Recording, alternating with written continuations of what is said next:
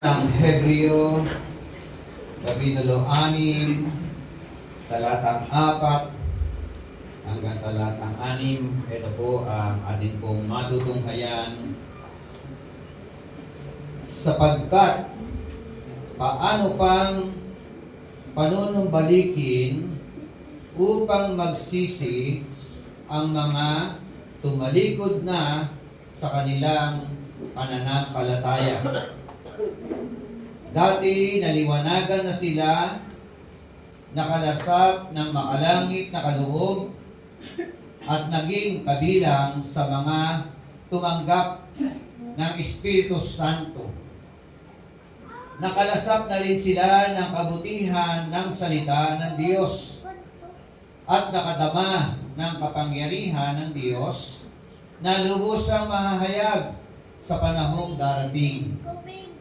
Kapag sila'y tumalikod, pagkatapos malasap ang lahat ng ito, hindi na sila maaaring panumbalikin upang magsisi sapagkat muli nilang ipinapako sa krus at inilalantad sa kahihiyan ang anak ng Diyos.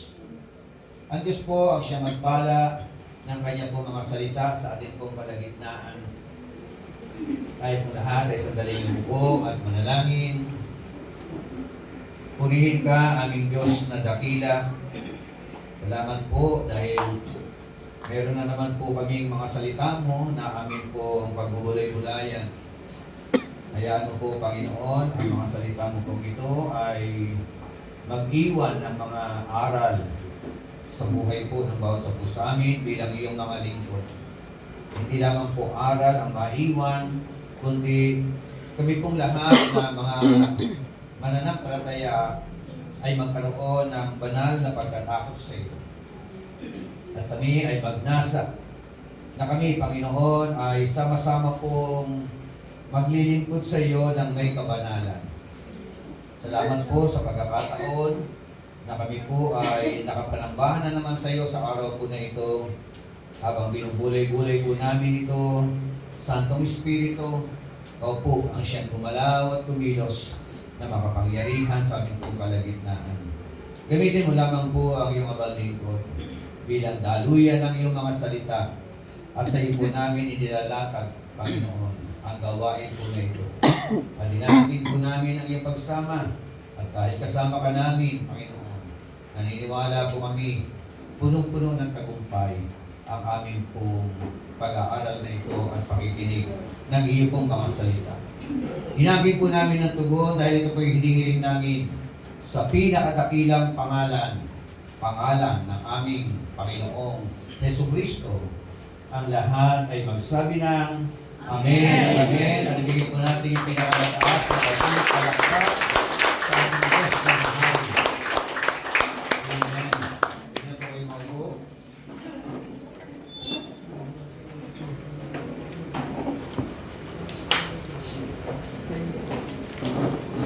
Baybayin po natin.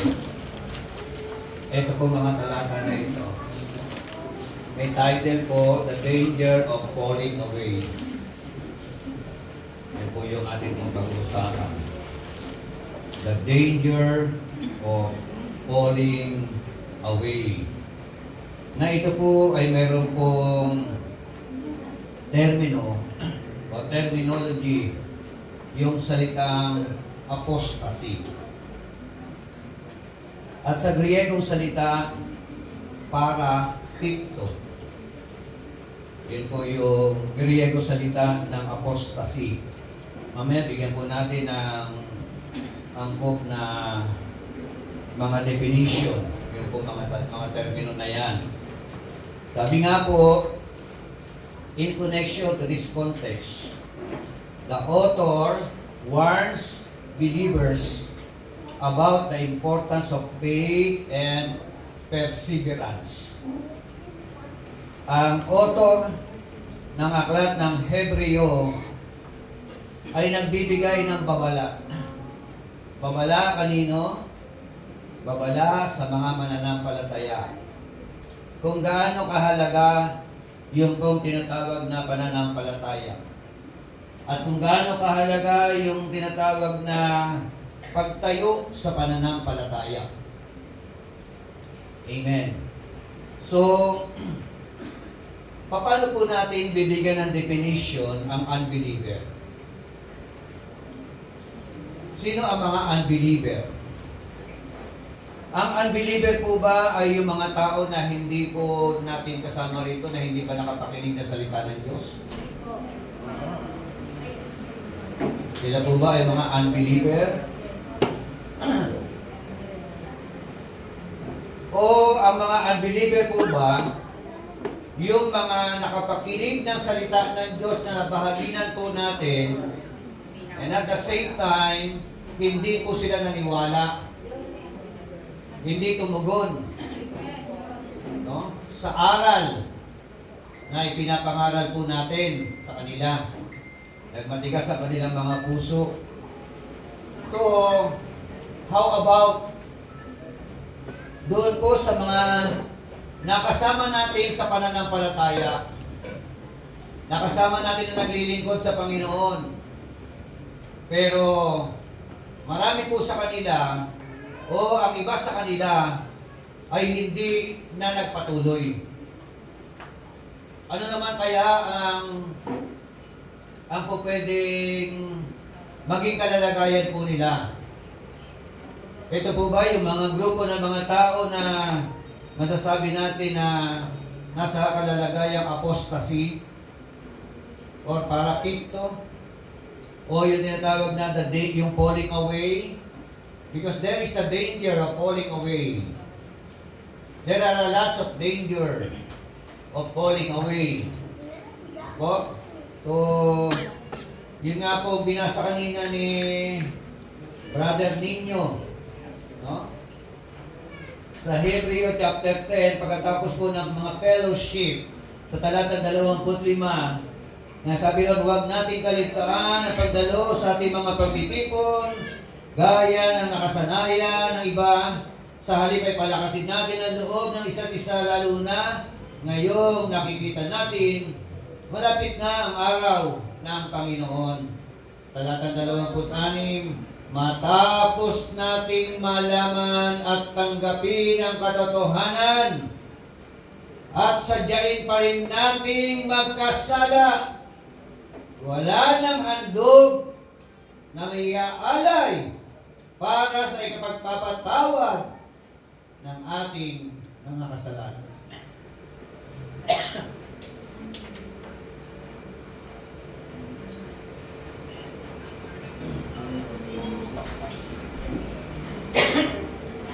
So there is a danger, di ba ba?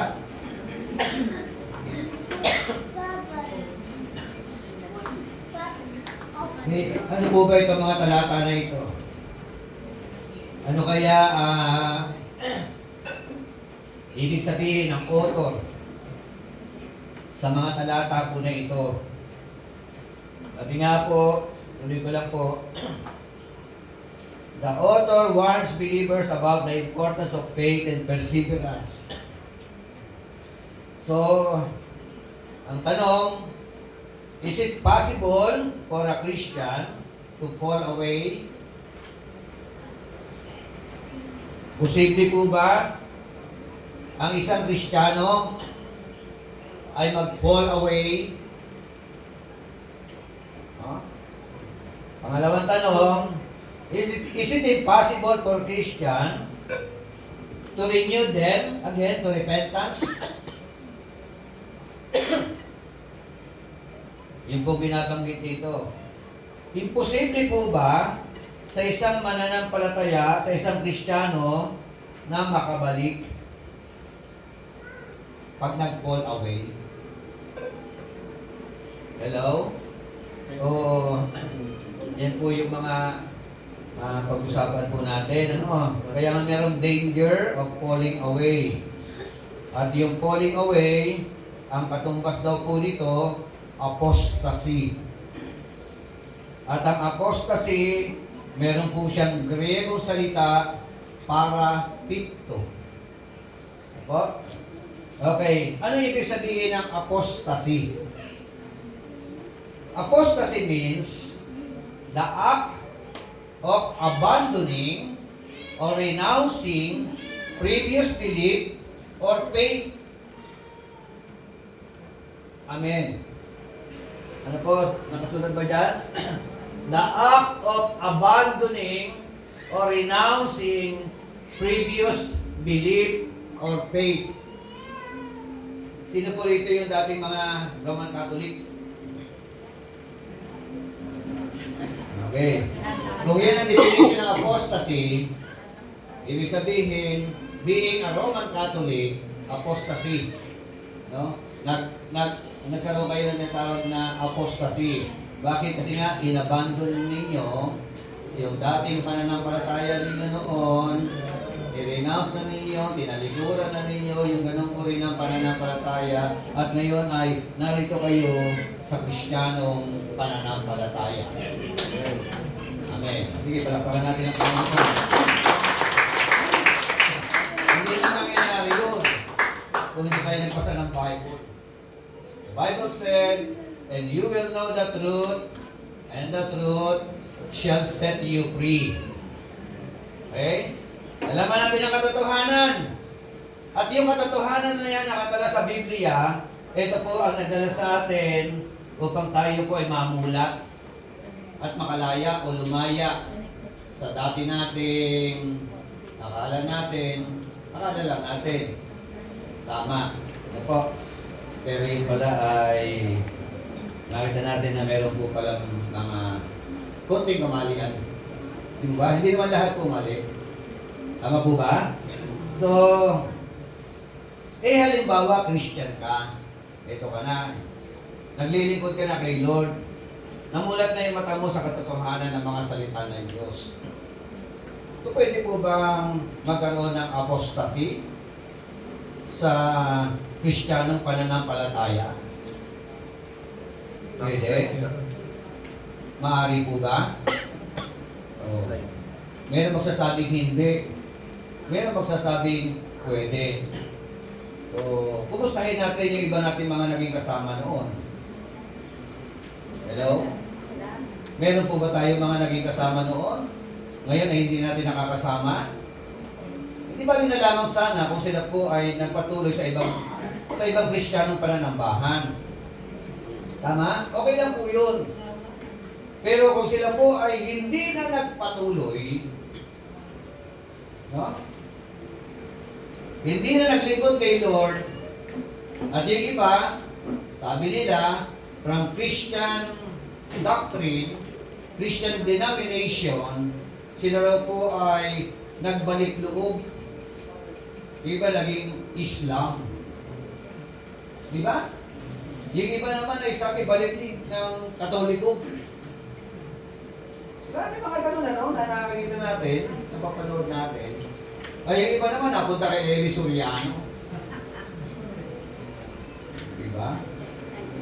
So, tingnan natin that is apostasy. Ano pa? Once a saved person turns his back on Christ. Turns his back on Christ. Na para ba sa Tagalog, ito na po ay nakaranas ng kaligtasan. Pero, ang problema, sila po ay na-backslide. May backslider ba? May backsliding ba? Kasi nga pala yung mga tanong ko rito, isa lang ang tanong sagot ninyo. Pero sa ibang pananampalataya, debate po yung mga tanong ko na yan. Diba? Pinagdidebatehan po yung mga katanungan po na yan.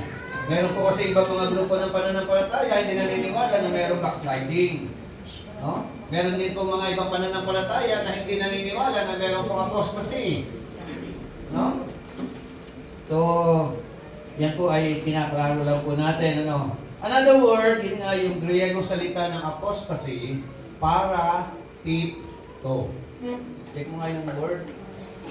Parapipto. Ako correct ba yan? Parapipto. Ibig sabihin po itong parapipto, which means to to fall alongside. Pero sa Tagalog,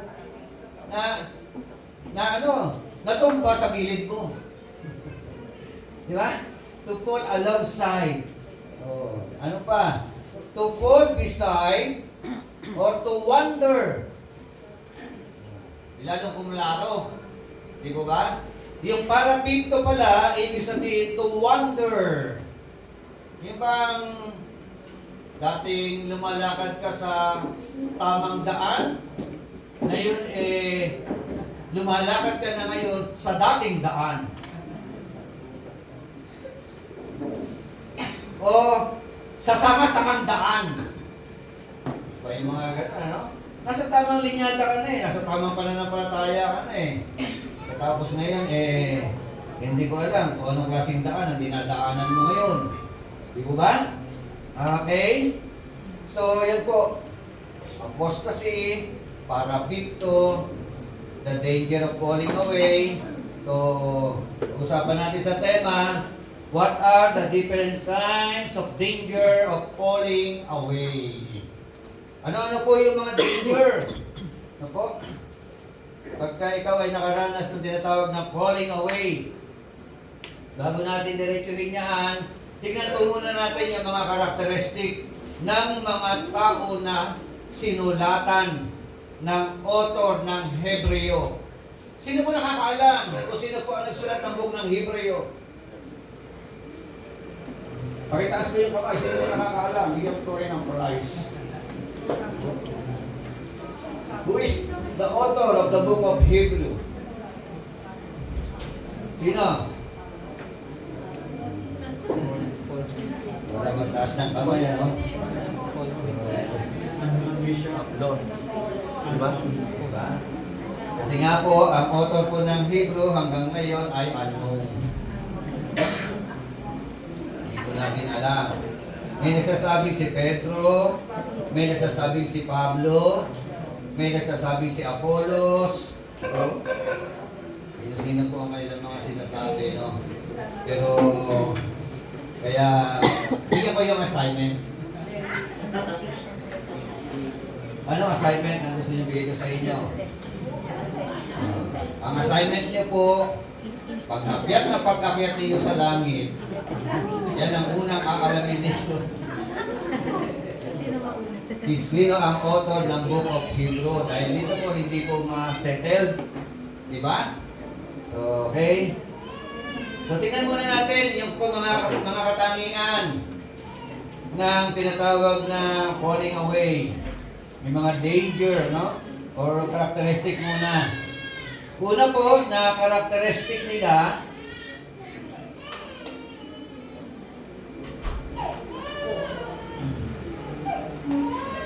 stated from chapter 6, verse 4.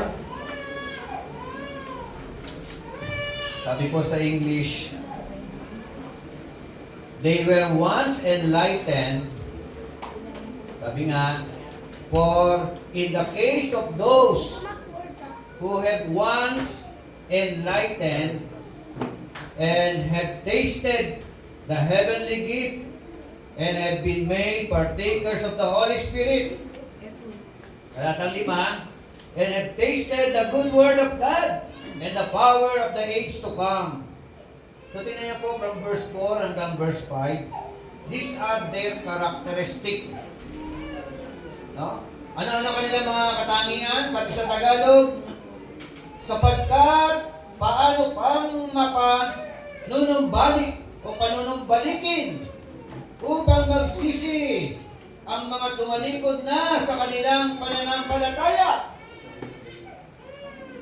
No? Yun ang malaking katanungan. Paano makakapanumbalik? Sino? Sino raw? Yung mga tumalikod na sa kanilang pananampalataya. Apo? Okay? Tapos yung sumunod na sabi rito, dati, naliwanagan na sila. Yan ang unang katangian Tama?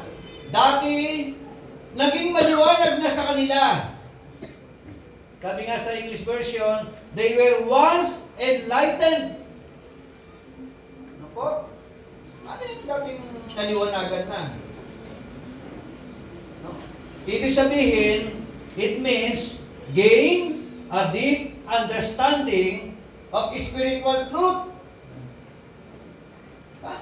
Nalaman nila yung mga mahahalagang mga katotohanan na ito patungkol po sa kanya po mga salita. Aside from that, they received spiritual knowledge or enlightenment.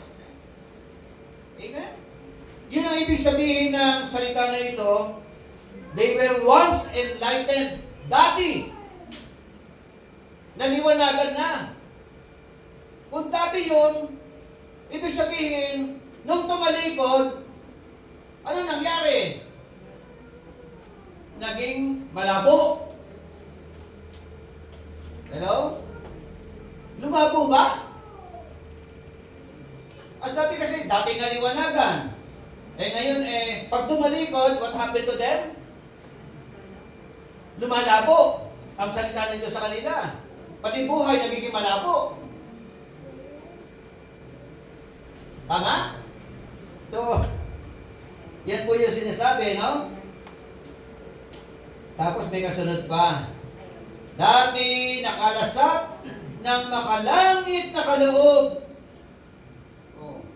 Ito yung kanilang mga previous na experiences. Dating naging mga karanasan nila. At ang sabi rito, sa talatang 4, isang malaking katanungan, paano pang mapanunumbalik o panunumbalikin upang magsisi ang mga tumalikod. Backsliding. Ano po? Sino po rito yung nakaranas ng backsliding experience? Sino yung tumalikod dati? Pag ikaw po nakaranas ng backsliding experience, it is very, very difficult for you to come again into repentance. Hello? So, pero ako, personal ko, nakarasan ko po yung backsliding experience. Dati na ako nagtuturo ng salita ng Diyos. Di ba, Pastor Pel? Yes. Oh. Dati na ako nagsishare ng Word of God. So, hindi ko alam, magtotoong pastor ako noon. Pero, sa panahon na yon, ayun, nainganyo tayo na magbisyo. Nainganyo tayo na gumamit ng mga kung ano-anong mga pinagbabawal na mga hit-hitin. Di ba? Dati yun, ha? Dati yun.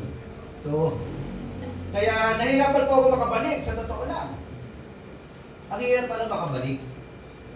Ang hirap. Sobrang hirap na makabalik. Pero dahil doon, alam niyo po ba, very, very appreciated ko po ang grasya ng ating Panginoon Diyos. Diba?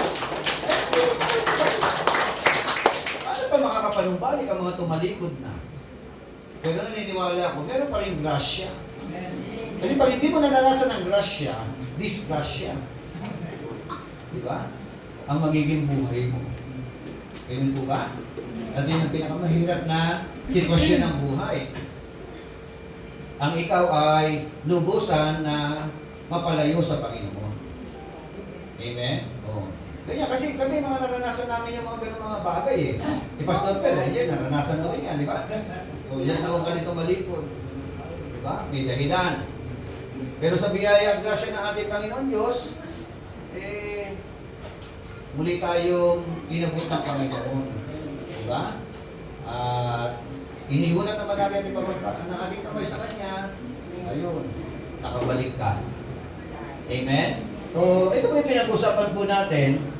So, kasi nga, very dangerous eh. Huwag na po ninyong gagayahin yung karanasan namin. Amen po ba?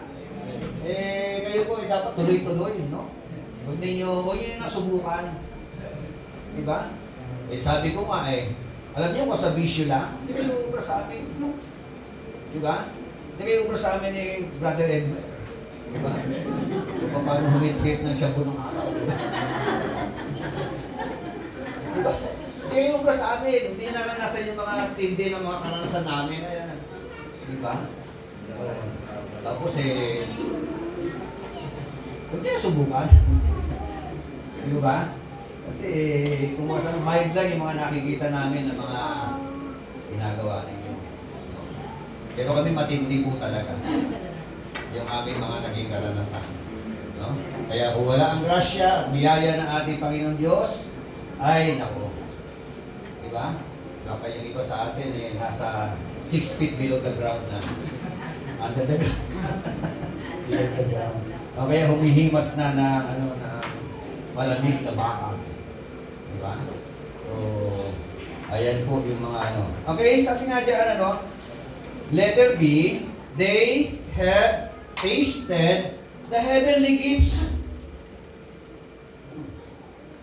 Ito sabi, no? They have tasted the heavenly gifts. Meaning to say, they will experience God's grace and mercy. Okay? Ano pa? They were the partakers of the blessings of salvation. Amen. Naging partakers ng biyaya ng kaligtasan. O ngayon, tanongin ko kayo, sino po rito yung sure na pupunta ng langit? Amen! Sumalakpak po sa Panginoon, nakakasugod po. Pupunta ng langit. Hindi sa langit-langitan, Hindi sa langit. Kapag nakinuha kayo ni Lord, hindi pa naman ngayon. Kasi baka iba sa inyo, ayaw magtaas ng kamay Kala nyo ngayon na. Hindi ko ba? Hindi pa ngayon. Pag kinuha tayo ng ating Panginoon. Partaker Kaya pa personal ngayon, sa biyaya ng ating Panginoon Diyos, 101% naniniwala po ako, papunta ako ng langit. Amen. Sino rin po yung naniniwala papunta ng langit? Amen. Diba? Mga partakers ito yung mga kinakausap No? Yung author, kinakausap itong mga mananampalataya na ito. Sabi ng iba, Bishop, hindi mga Kristiyano kinakausap diyan. Jew ang kinakausap diyan. O sige, patunayan ko. Chapter 3, verse 1 ng Hebreo. Ito po ang mga nakasulat. Mga hinirang na kapatid at kasama sa pagkatawag ng Diyos. Alalahanin ninyo si Jesus, ang sugo ng Diyos at ang pinakapunong pari ng ating pananampalataya. Hebreo chapter 3 verse 1. Pinalagay dyan. Hindi kaya. Verse 1. Tinawag kong brethren. Di ba? Mga kapatid. Sabi ng chapter 3, no? Verse 1. Ibig sabihin, Kristiyano talagang kausap. No? Mga mananampalatayang Kristiyano. Kung pwede pong mix yung una, Jew na naging Christian. Ayan o. Pangalawa po, Gentile na naging Christian. Oh. Saan po tayo kasama doon? Sa una o sa pangalawa? Oo, sa pangalawa tayo. Mula sa Hentil na naging mananampalataya. No? Paano tayo naging mananampalataya? Meron tayong common denominator. Ano po? Yung pong yung Gentile na naging Christian, Jew na naging Christian, kailangan nilang manampalataya na si Jesus ay Mesiyas. Amen? Ano pa? Na si Jesus ay anak ng Diyos. Amen. Dahil si Jesus ay anak ng Diyos, siya po ay tunay na Diyos. Diyos, pinagkakawang tao. Hindi naman magaling mga tao. Diba? Kasi po si Jesus po, nang naging tao, wala po siyang naging kasalanan. Sa isip, sa salita, at sa gawa. Sinless ang ating Panginoon. Amen? So, sinasabi po ng Biblia, ang daming mga talata na ipinapakita ang Biblia. Kaya patunay na siya po ay karapat-dapat na tumubos ng ating pong mga kasalanan. Amen? Si Jesus walang kasalanan, pero napako siya sa krus ng Kalbaryo dahil sa iyong kasalanan. Dahil sa ating mga kasalanan. Sa kasalanan ng sangkatauhan. Amen? Kaya ganyan ka kamahal ng Panginoon. Sabi mo sa katabi mo, mahal ka pala ni Lord. Kala ko lang hindi. Diba? God loves you so much. So, ano pa po? Ano mga naging characteristic? Letter C. Yun yung sumunod. They were made partakers of the Holy Spirit. Amen? Oo. May kaloob din para sila ng Holy Spirit eh. Baka yung iba sa kanila, speaking in tongue pa nga eh. Diba? Nagpagaling ng mga may karamdaman. Diba? Oo. Ang problema, matapos mag-speaking in tongue, nung magalit, nagputo ko chinta naman. They were made partakers of the Holy Spirit. It means, to become a partaker implies a deep level of connection with the Holy Spirit. Having a deep level of connection of the Holy Spirit. Iba yung mga katangian ng Hebreo chapter 6 na pinag-uusapan po natin. Pero bakit inuna nga yung talatang 4? Sapagkat paano pang panunumbalikin upang magsisi ang mga tumalikod na sa kanilang pananampalataya. Ito pala yung mga karanasan nila. Diba? Bago tumalikod, naging karanasan nila ito. Tama po ba? Possible? Bago ang pagtalikod, naging karanasan nila ito. Meron nga pong nag-confess sa akin eh. Sabi niya, Pastor pala ako nun eh. Ano po ba, nung mga 80s, ginamit ako ng Lord mightily. Pagka ako'y nangangaral na salita ng Diyos, tapos pinagpe-pray ko yung mga tao, gumagaling. Pero pa ako lumalayas ang demonyo. Yan po yung sabi niya. Sabi ko, kumusta ka na ngayon? Eh, alam mo, Pastor, ngayon, backslide ako. Bakit ka na backslide? Eh, kasi, iniwan ako ng asawa ko. Sumakabilang bahay ng asawa ko. At dahil doon, nag-rebel din ako sa Diyos. Hindi na ako nagpatuloy. Until now. So, ang tanong, pag namatay ba yung tao na yun, ligtas o hindi?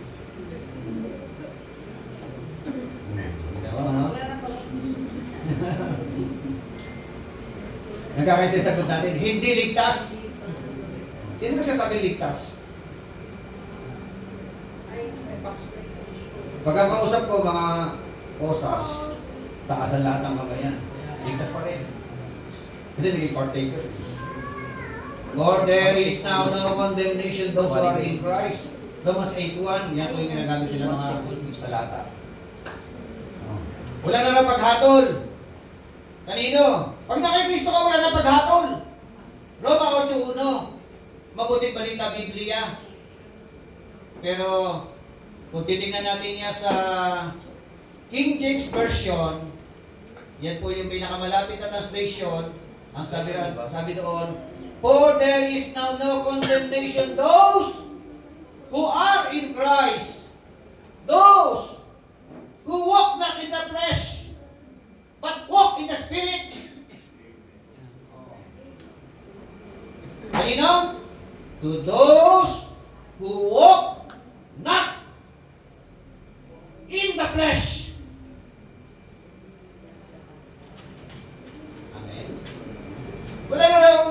condemnation doon.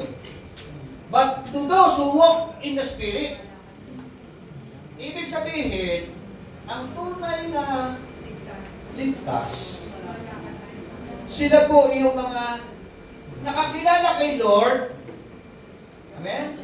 Naranasan ang mga karanasan na ito, at ang mga ito ay hindi na lalakad, mag-e-enjoy sa gawa ng laman. Amen? At mag-e-enjoy na po sila sa gawa ng banal na Espiritu Santo. Amen. Tanong, pwede po ba yun? At the same time, you are enjoying the flesh and enjoying also the work of the Holy Spirit. Pwede.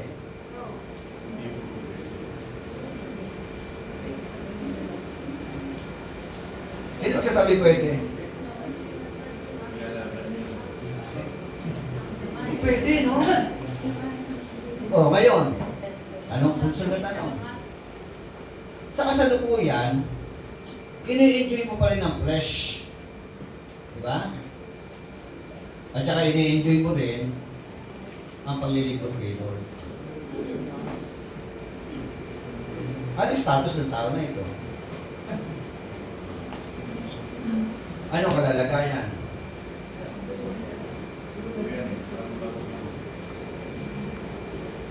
Ligtas o hindi? Alangan. Bakla.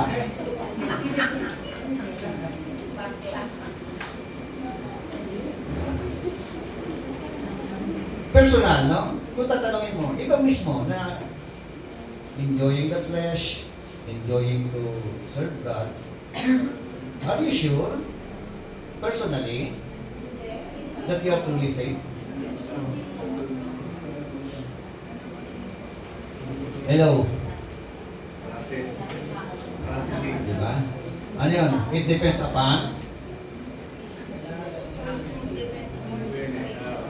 Kasi kung ikaw kiniklaim mo ang grasya ng Diyos, yung grasya ng Diyos yung gracious act ng Diyos. Pag sinipat mo yung grasya ng Panginoon na yan, dapat po, mag-aakay sa'yo yan. Uudyukan ka niyan. Itutulak ka niyan. Gagalaw yan sa buhay mo. Para sumunod sa kalooban ng Diyos. Amen. Kung totoo nagmamanifest sa iyo yung grasya, yung biyaya, it leads for you, for every one of us, to live a holy life. Amen. Oh. So, sunod na tanong. Meron po bang naglilingkod kay Lord, pero fall away na? Physically, nakikita natin. Dali ito yung mga tanong na to. Pero spiritual speaking, malayo na ang puso kay Lord.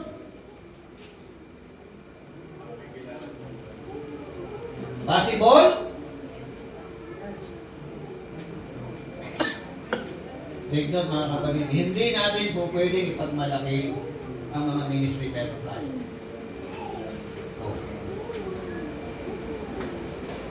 Amen? Hindi. Kailanman hindi. Support. Kung ikaw ay nakakaganap sa ministry, grasya ng Diyos. Biyaya ng Panginoon. Pero, habang ikaw ay gumaganap sa mga ministeryo, pinapagawa sa iyo ng Panginoon. Isa pong magandang implikasyon na ikaw po ay unti-unting binabago ng ating Panginoon. Amen. Pag walang pagbabago, pag walang nababago, ang kaligtasan ay questionable. Nulit ko, no? Grasya galing kay Lord. Tinanggap natin. Dahil tinanggap natin, hindi po pwedeng hindi mag-manifest yan. Hindi po pwedeng hindi sumabog yan. Amen? Hindi po pwedeng hindi makita ng mga tao yan.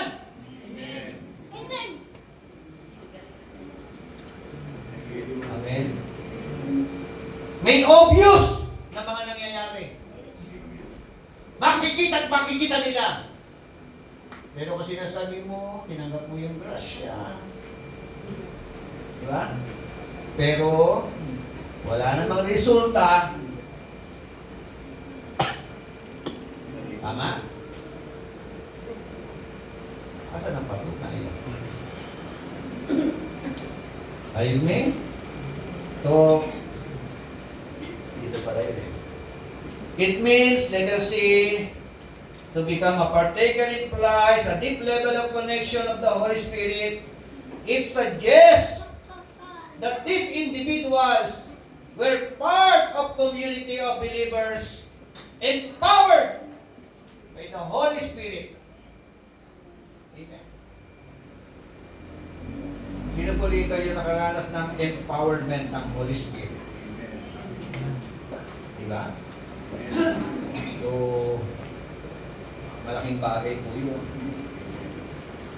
Yun na yung Hebrew chapter 3 verse 1, sabi ron, therefore, holy brothers,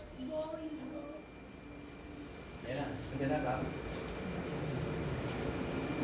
Hebrew 3:1. Hindi na sis... Ayan na. Dala ba yan? Ayan eh. Therefore, Yung sunod, yung nakasalat yan, Hebrew 3:1. Sabi ron, therefore, holy brothers, who were in the heavenly calling, fix your thought on Jesus, the apostle and priest of our confession. Amen. Conclusion eh, no? Chapter 3 pala, meron ng conclusion eh. Therefore, no? Tapos sabi ron, no, holy brothers, mga banal kong kapatid. Amen. Kaya may katabi mo, banal pa. Di ba? Banal na lingkod ng Panginoon. Anong advice? Ang advice po sa mga banal na mga kapatid. Sabi ron eh, who share in the heavenly calling. Lahat tayo, no? Partakers, sharer, ano? Ng heavenly calling. Tinawag ng langit. Di ba? Ano advice? Fix your thought on Jesus. Ano sabi? Yung utak ninyo. Ha? Ilagay ninyo sa utak ninyo, sa inyong yuteeke. Utak, yuteeke. Ano dapat nilagay sa utak? Ilagay sa utak natin, sa isip natin, ang Panginoong Jesucristo. Lagi tayong nakatingin sa Kanya, nakatuon sa Kanya, yung isip natin nakapokus lagi sa Kanya. Bakit? Kasi po sabi po ng Bible, bilang mga sharer ng heavenly calling, fix your thought on Jesus. Why? Because Jesus Christ is the apostle and the priest of our confession. Amen. So, yan po yung mga malinaw na sinasabi po rito. Aside from that, pang-apat, o letter D, pinagsama ko na, they have tasted the good word of God. Oh. Verse 5. Sabi po ng verse 5, nakalasap na rin sila ng kabutihan ng salita ng Diyos.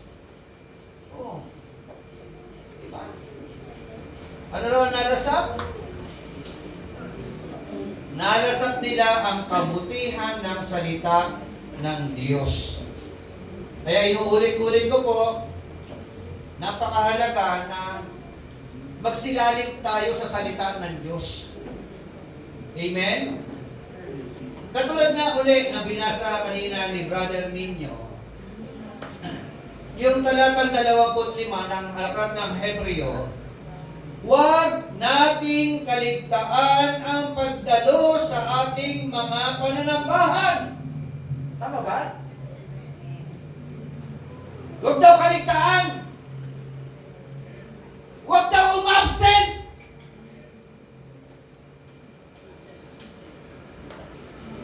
Amen?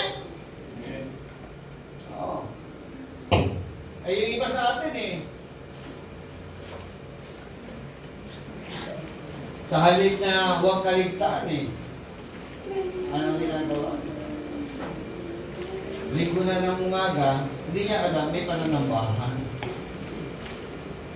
Di mo ba? O kaya talaga sinasadyang kaligtaan. Sabi mo sa katabi mo, huwag mo na kaligtaan.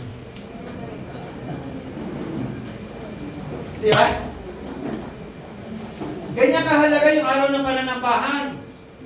Dapat nga eh, buong Sunday, buong linggo, nasa church tayo eh. Di ba? Oh. Bakit? Ano na itutulong ng mga pagdalo sa ating mga pagtitipon? Kasi po, every time na dadalo ka sa pagtitipon, lumalakas ka. Amen? Hindi lamang ikaw ang lumalakas, nakapagpapalakas ka. Are you with me? Oh. Sino na papalakas mo? Yung mga kapatid na nakakita sa'yo. Tingin ko ba? At napapalakas mo yung pastor na nagbabantay sa'yo. Hello? Patingin pa yan, lumalakas ka. No? Doon sa Diyos na ating pinaglilingkuran.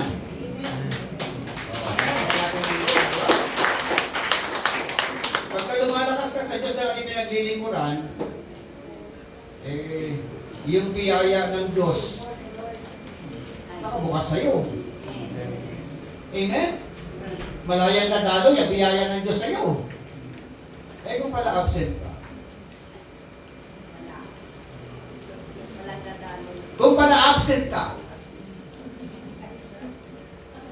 utos nila dito eh.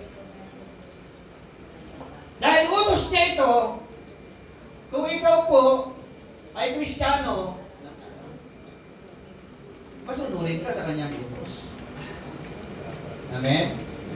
Alam niyo po, okay lang po ang umabsent kung meron pong mabigat na dahilan. Tama po ba? Kaya pala siguro kung merong napakabigat na dahilan. Pero, kung ikaw ay nagdadahilan lang, diba? Hindi po kaya-kaya yan sa harapan ng Panginoon. Ikaw rin ang magsasaper. Diba sabi niyo kayo, narinig ko na sa inyo, naman sa inyo eh. Pag kayo ay uma-absent, parang kulang ang araw. Makikipaglaban ka, panibagong lingguhan na naman, sa buong linggo. Kulang ka ng kapuspusan ng Holy Spirit. Kasi pagkakulang ng kapuspusan ng Holy Spirit, kapuspusan ng galit na napupunta eh. Tama ba? Madaling pumasok yung bulyong. Di ba? Yung irita. Yung galit. Pero kapag kapuspos ka ng Holy Spirit, kahit inakasar ka na, hindi ka apektado. Amen po ba? Amen nyo. Yan po kahalaga. Kaya pumasok po yung talatang 26. Matapos nating malaman at tanggapin ang katotohanan at sadyain pa rin nating magkasala. Sa pamamagitan ng Word of God, aral na narinig natin, punong-puno tayo ng aral. Isa nga, yung mga elder nga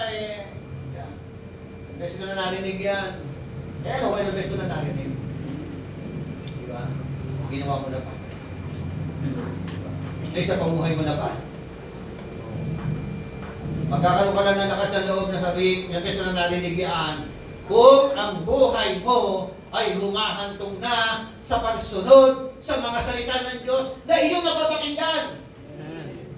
Oh, para parang si Lord.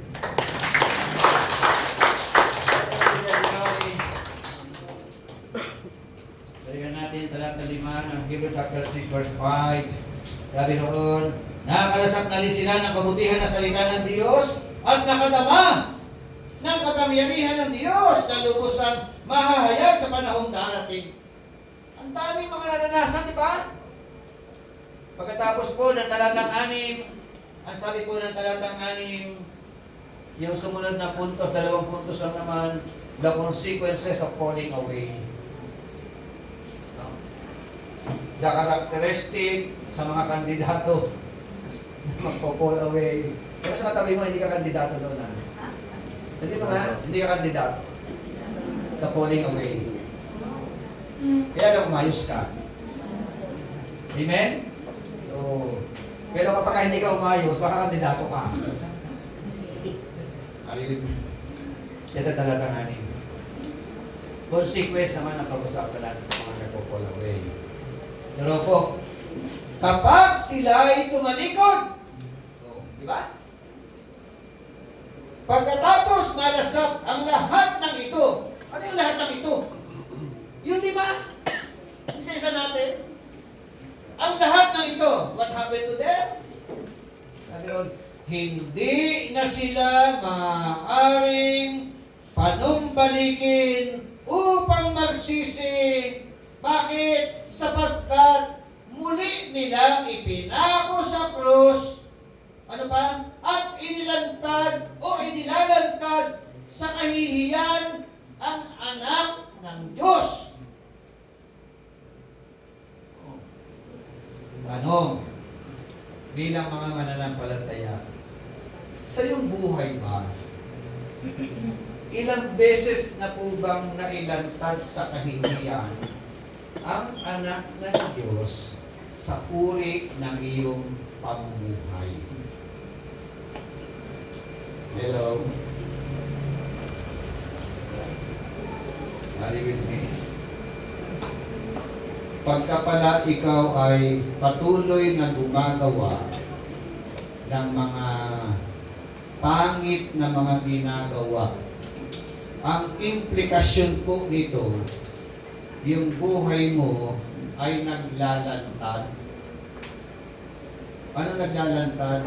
Naglalantad ng kahihiyan. Kaninong kahihiyan ang iyong inilalantad? Actually, hindi mo kahihiyan. Ito po ang inilalantad mo ay ang kahihiyan ng iyong kaugnayan sa ating Panginoong Jesucristo. Every time na meron kang ginagawa, meron kang nagagawa na hindi ayon sa kalooban ng ating Panginoon, lantaran ng pagkakahihiyan niya. Ang mapapahiya, kundi ang ating Panginoon. Sa uri ng iyong buhay, sa uri ng iyong pamumuhay. Kristiyano tayong mga natagurian. Mananampalataya tayo. We are followers of our Lord Jesus Christ. Siya ang ating Lord. When you declare that Jesus Christ is Lord into your life, wala ka na dapat karapatan sa buhay mo. Hello? Ang nagmamay-ari sa iyo ay ang Diyos, ay ang ating Panginoon. At dahil siya po ang nagmamay-ari, ikaw ay alipin, hindi ka dapat alipin na masuwayin. Amen? Dapat ikaw ay alipin na laging handang gawin at ganapin ang lahat ng kanyang ipinapagawa sa bawat isa sa atin. Amen po ba? Palakpan natin ang Panginoon. The consequences of falling away or apostasy or parapinto. Una, it is impossible to renew them again to repentance. Impossible. Grasya na lang talaga ni Lord. Amen? Pangalawa, they again crucify to themselves the Son of God. Amen? Muli mo pong ipinapagpako ang ating Panginoon Jesucristo sa pamamagitan ng iyong buhay. And let us see, they put Him to open shame. Nulit ko, hindi sarili mong kahihiyan, kundi ito po ay kahihiyan. Napapahiya ang Diyos sa pamamagitan ng uri ng iyong pamumuhay. Tayo pong lahat ay tumayo. In conclusion, sa talatang siyang mga minamahal, kahit ganito ang sinasabi namin, natitiyak namin na nasa mas mabuti kayong kalagayan patungkol sa inyong kaligtasan. Amen? O, sino po yung nasa mabuting kalagayan?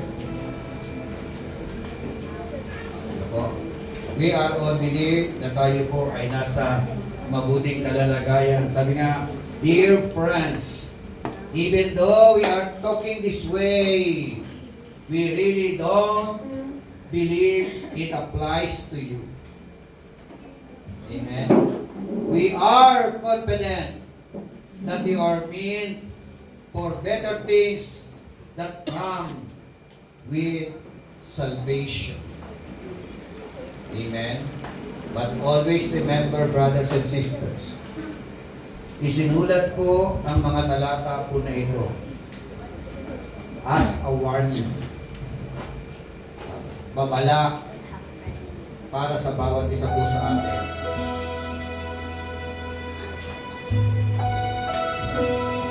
Kumusta po ang ating pong buhay? In the very presence of God. Kumusta po ating way of life? Kumusta ang ating relasyon sa ating mapagmahal na Panginoon? Meron pa po ba mga bagay na nagagawa o ginagawa, ine-enjoy hanggang sa kasalukuyan na itong bagay na ito ay hindi ayon sa kalooban ng ating Panginoon?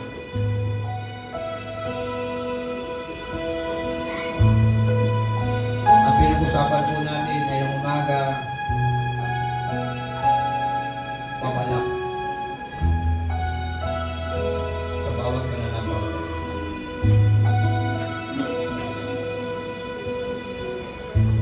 Pahalagahan po natin ang pagtawag sa atin ng ating Panginoon Diyos. Paglikuran po natin siya ng buong puso, buong kaluluwa at buong lakas. Hilingin natin sa Kanya kung meron na tayo mga kahinaan,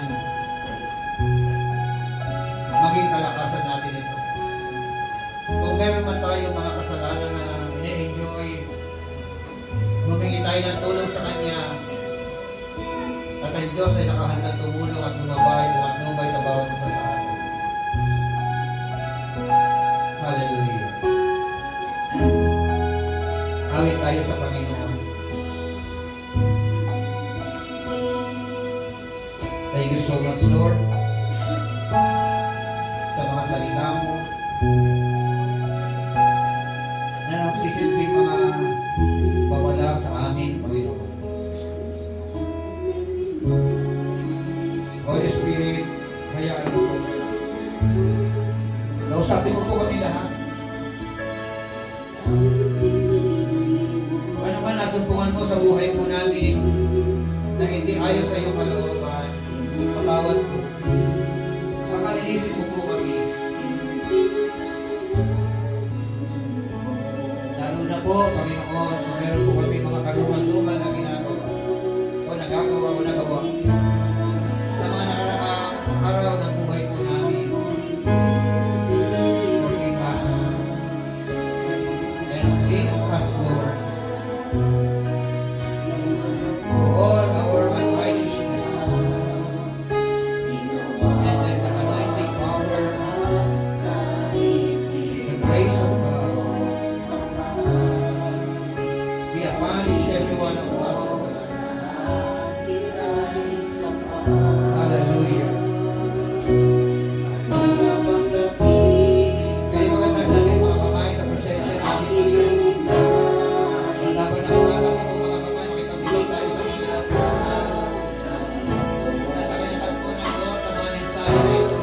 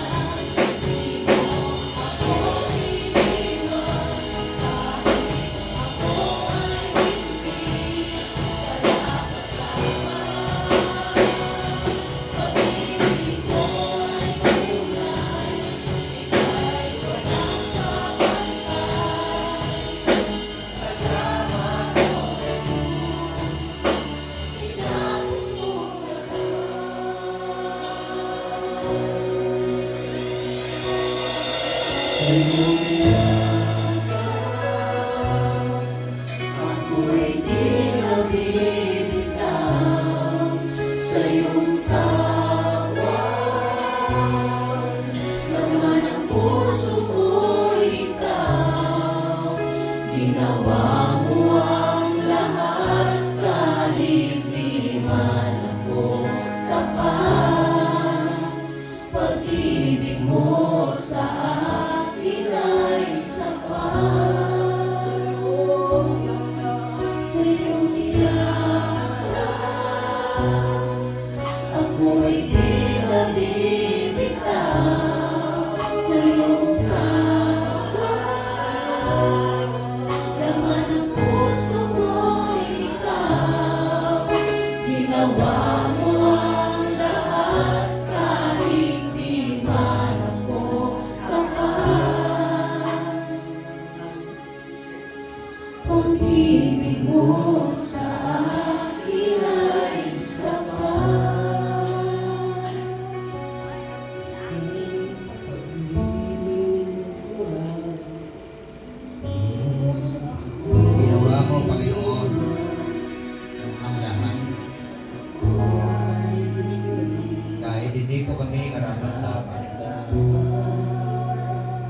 pinahalagahan po kami. Inibig mo po kami, hindi lamang sa salita. Pinatunayan mo po iyan aming Panginoong Jesucristo nang ikaw ay bumaba mula sa langit na katawan namin. At iyong inialay ang iyong katawan doon sa krus ng Kalbaryo. Dahil sa iyong malapit na pagmamahal sa bawat isa po sa amin. Tulungan mo po kami, Panginoon, ma-appreciate po, Diyos, ang lahat ng mga naging effort mo na ito. Ang iyong pagmamahal sa amin, pagpapahalaga sa amin, pagpapataman ng iyong pagmamahal sa bawat isa sa amin. Tulungan mo po kami na ito po, Panginoon, ay aming po masuklian. Maganap po namin, Panginoon, ang mga gampanin na dapat po po ipagawa sa amin. Nabigyan ka namin ng kaluwalhatian habang nabubuhay po kami. Higit sa lahat, Panginoon, huwag mo pong hayaan na kami po, Panginoon, ay matalikod o tumalikod o mag-fall away sa aming po pananampalataya, pagkakilala sa iyo. Habang kami po ay mga nangabubuhay, tulungan mo po kami. Magkaroon po kami ng mga desire, Lord, to glorify your name, to lift up your name. Sa buhay po namin, napahirap mo po. Huwag mo pamayaan, Panginoon, na makapagbigay kami ng kahihiyan sa iyong banal na pangalan. Sa pamamagitan po namin po mga nagagawa. Tulungan mo po kami lahat. Bigyan mo po kami ng kalakasan at kapangyarihan na nagmumula sa iyo. Upang ang buhay na ito na pahiram mo po sa bawat isa po sa amin ay magbigay ng kagalakan sa iyo. Maluwalhati ka, Panginoon, sa buhay namin, sa pananalita namin, Panginoon, sa aming mga kaisipan, sa aming mga aksyon. Let your holy name be glorified, O God, in our life, in our speech, and in our action, O God. Tulungan mo po kami, Panginoon, na ganyan ang maging desire namin, Panginoon. Maging layunin namin, O God. Hallelujah. Tawarin mo po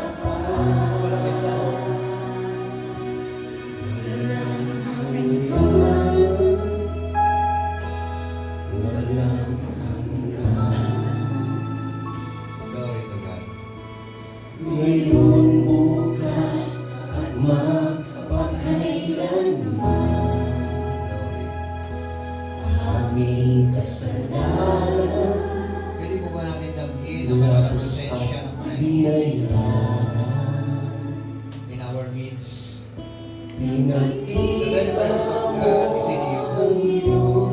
The Holy Spirit is beside you. Just talk with Him. Anong mga hinahin mo sa buhay? Desire mo sa buhay? Mga prayer request mo? Ang Diyos ay nakikinig. At hindi lamang po siya nakikinig. Siya po ay may kakayanan na tumugon sa iyong mga karahingan. May kakayahan siya, may kapangyarihan upang tugulin ang iyong mga panalangin. Pwede po ba pumikit po tayong lahat in the very presence of God, and at the same time, habang nakapikit po tayo, kausapin natin ang Panginoon. Personal. Because the Lord our God is a personal God. Nakikinig siya, nakatungkay siya, nalalaman niya ang desire ng puso mo.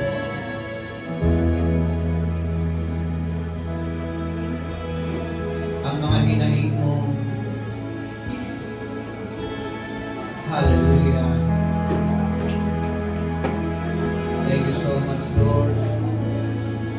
Because you are an omnipresent God.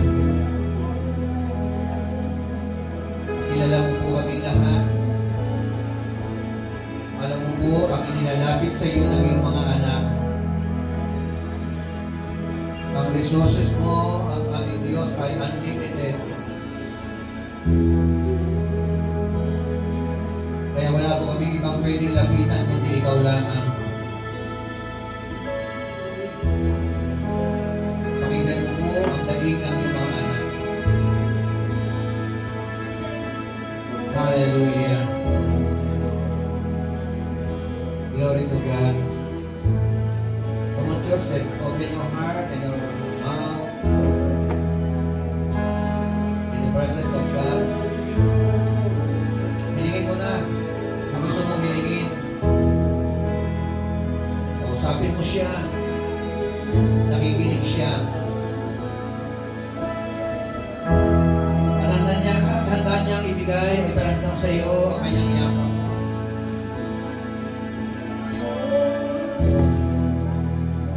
Glory to God.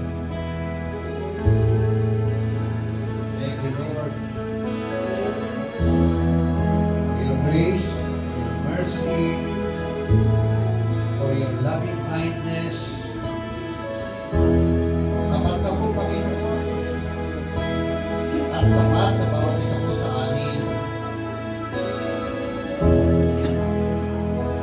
Kaya alam po, Panginoon, madalas po, kami po ang hindi nagiging tapat. Kami po ang nagkukulang. Kami po namin mga kamalian.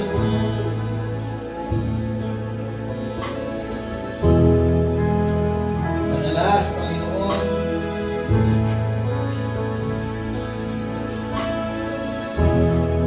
nabibigyan ng maling implikasyon ang iyong pangalan dahil sa amin.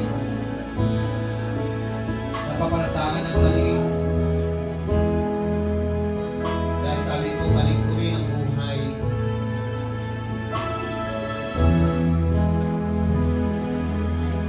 Holy Spirit, ako'y naniniwala na walang bagay na imposible. Lahat ng bagay ay posible sa iyo. Kaya mo po kami baguhin. Kaya mo po ayusin ang aming po mga buhay. Kung kami lamang ay lalapit ang magpapakayos sa iyo. Hallelujah. Glory to God. Thank you, Lord, for your very presence. Hallelujah.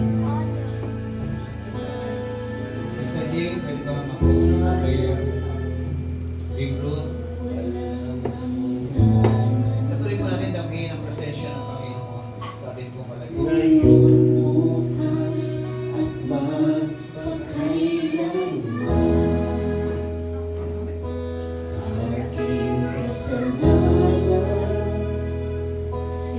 tinapos at binayaran. Pinagkilala mo Tuloy natin dalhin kasi siya. Diyos, manapin mo sa amin. Tuloy kami, O Diyos, nagpapasalamat sa mga sa pagbabago ng iyong napakadakilang mensahe sa amin, Panginoon, sa oras na ito. Lubos po kami nagpapasalamat, O Diyos, sapagkat kinising mo, O Diyos, ang aming mga nagugulumihan ng mga puso at isipan, Panginoon. Kung ano nga po ang tunay na kahalagahan ng kadakilaan mo sa krus ng Kalbaryo. Ang tunay nga napakadakila mo binigay mo ang iyong sarili upang kami, O Diyos, ay lumaya sa kasalanan. Lumaya sa sumpa ng kasalanan. Subalit, O Diyos, naging kasapatan lamang sa amin ang lahat ng iyong Panginoon. Yun lamang ang pinangawakan namin, Panginoon, ang ibinigay mong iyong sarili sa amin. Ang naging sukli namin, Panginoon, ano nga po ba ang naibigay namin sa iyo? Ano nga po ba ang naibalik namin sa iyo sa kabila ng pagbibigay mo sa amin sa iyong sarili, O God? Ng kaligtasan ito, O Diyos. Ano ang naging sukli namin sa iyo, Panginoon?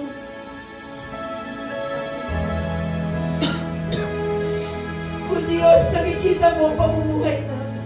Sinasabi ng aming mga labi na mahal ka namin. Sinasabi ng aming mga labi na salamat sa kaligtasan. Subalit, Panginoon, ano ang aming mga buhay? Ano ang aming mga pananampalataya ang pagtitiwala sa iyo? Tunay nga po ba na nagpapakontrol kami sa iyo, Panginoon? Tunay nga po ba po, Diyos, na nagpapasakop kami sa iyo, Panginoon? Diyos natin po ang puso namin, O Diyos. Diyos natin mo ang buhay namin, Panginoon. At tulungan mo kami, O Diyos, na tunay nga na nakpangan namin at mabuhay namin ang iyong salita. Hiniling mo sa amin, O Diyos, na maging ilaw at asin kami ng sanlibutan, Panginoon. Patawarin mo kami kung hindi namin ito nahakbangan, Panginoon. At tulungan mo kami, Panginoon, na gampanan namin ito, O Diyos. Sapagkat hindi namin ito magagawa sa aming sarili lamang. Tulong mo, Panginoon, ang kailangan namin bawat araw. Matatagin mo ang aming pananalig at pananampalataya sa iyo, Panginoon. Huwag mo kami hayaang makabitiw sa iyo. Huwag mo kami hayaan na kami ay madaya ng mundong ito. Panghawakan namin lagi ang kaligtasang ibinigay mo sa amin.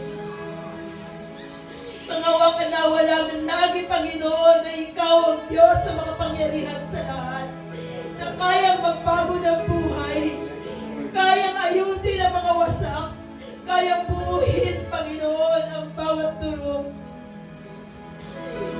Talipod sa aming mga puso, Panginoon, bawat salita mo at palaguin mo ito.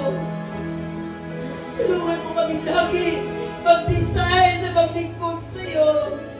Tulungan mo kami lagi na mag-design na papurihan ng iyong kabanal-banalan at kataas-taasang pangalan. Tulungan mo ang bawat araw namin na maluwalhati ang iyong kadakilaan. Sa hirap man, Panginoon, at sa ginhawa, ikaw ang aming mapapurihan. Ikaw ang aming mapasalamatan, Panginoon. Ang pagkilos mo bawat araw sa aming buhay ay amin ito ma-acknowledge, Panginoon. Hindi lamang sa kasaganahan, maging sa katupahan, Panginoon. Lahat ay kalooban mo, Panginoon. Lahat ng bagay ay kalooban mo, Diyos. Tulungan mo kami lagi manampalataya sa iyo, Panginoon. Tulungan mo kami, Panginoon. Tulungan mo kami. Bigyan mo kami ng isang kaalaman at karunungan na kaluluwalhati ng iyong pangalan. Salamat po, Diyos. Sa oras na ito, Panginoon, salamat sa iyong salita. Salamat sa iyong Santong Espiritu na patuloy na umusap sa kalagitnaan ng gawain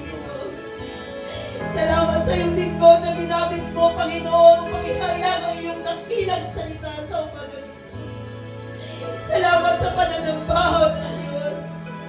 Nawa, Panginoon, sa aming paghiwa-hiwalay, maging kalakasan namin, O Diyos, ang salita mo sa umagang ito.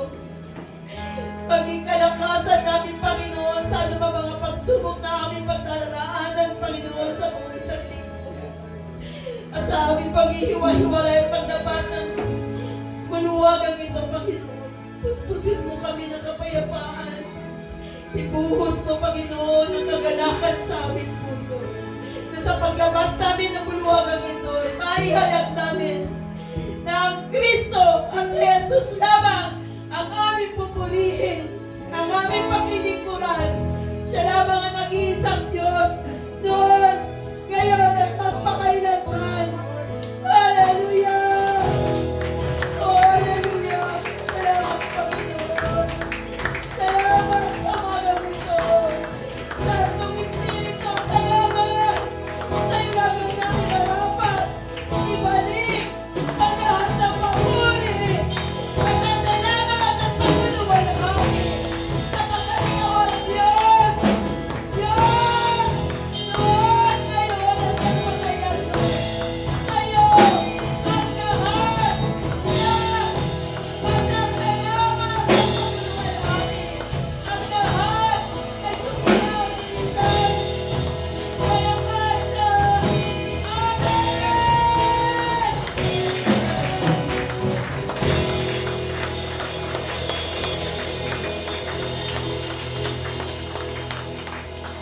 Amen! Benediction. Taas pa natin yung mga kamay.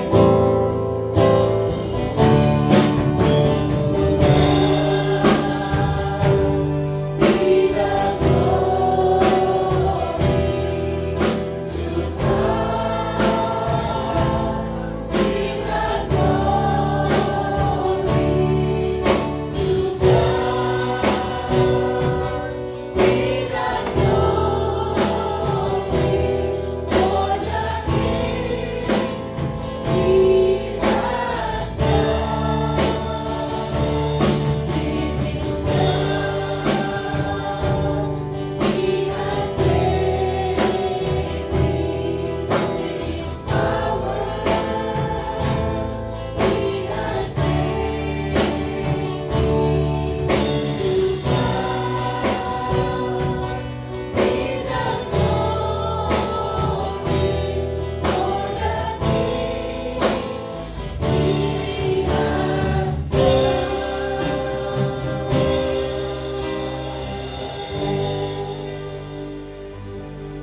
Ang dakilang pag-ibig ng ating Diyos Amang sumasalangit na kanyang patuloy na nilalagak sa ating mga puso.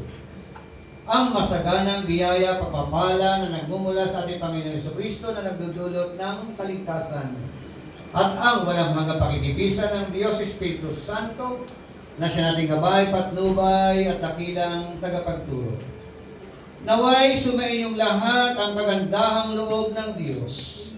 Ang lahat ng mga anak ng Diyos na kanyang pinagpala ay magsabi ng Amen! Amen! At Amen! God bless us all!